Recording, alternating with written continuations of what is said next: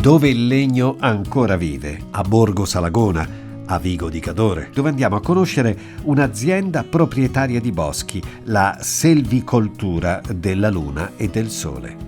Sono Stefano Faccini e sono un proprietario di boschi che nel 2004 ha deciso di cambiare la propria vita. Io svolgevo una professione in pianura, Venezia, e innamorato della montagna e avendo la fortuna di avere una casa a Vigo di Cadore, ho acquistato dei boschi e ho deciso di coltivarli alla Cadorina.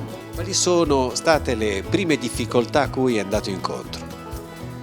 È paradossale perché le prime difficoltà sono state nel confrontarmi con chi aveva sempre gestito il bosco nel modo corretto e cercare di far capire che io avrei voluto gestire il bosco come si gestiva una volta. Oggi come conduce la sua attività di selvicoltore?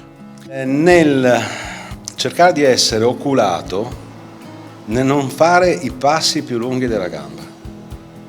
La passione ti porterebbe a fare subito quelle cose. Io nei miei boschi ho la possibilità di ricostruire delle vecchie baite che c'erano e con la funzione di renderle strumento per chi lavora il bosco e strumento di divulgazione come fattoria sociale delle tecniche, di quello che è l'ecosistema, di quello che è l'equilibrio di un bosco sano, per cui ci vogliono investimenti. Poi sono boschi tra i 1000 e i 1600 metri che sono raggiungibili solo attraverso vecchie piste che, se anche sono pubbliche, erano strade di liode.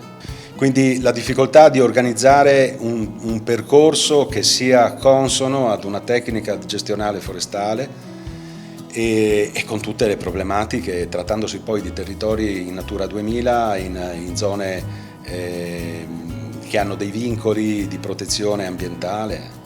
E le difficoltà sono tantissime, a cui si è aggiunta adesso poi il disastro Vaia e la necessità di provvedere al più presto a sgombrare necromasse che potrebbero essere innesco di...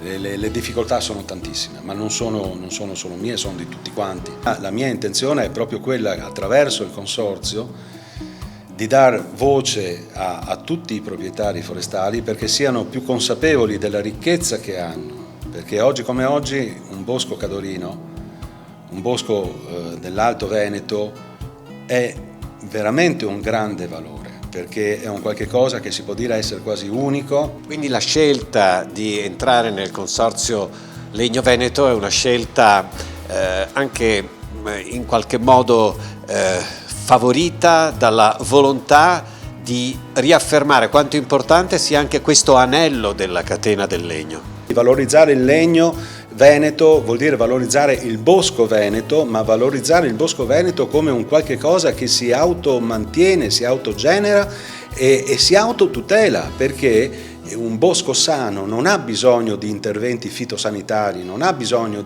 perché si autodifende da solo. Quindi il gestore del bosco, il proprietario del bosco, colui che opera nel bosco e chi valorizza il risultato del bosco in quanto legno, deve essere in un contesto che parte da una corretta gestione del bosco.